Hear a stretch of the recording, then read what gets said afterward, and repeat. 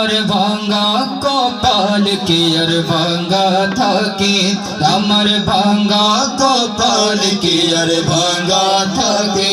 তিনি তো হলেন দয়ার খজিনা, শুয়ে আছেন গো শাহে মদিনা, শুয়ে আছেন গো শাহে মদিনা।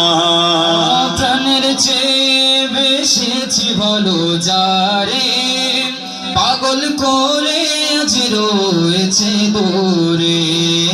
প্রাণের চেয়ে বেশি ভালো যারে, পাগল করে আজ রয়েছে দূরে। আমার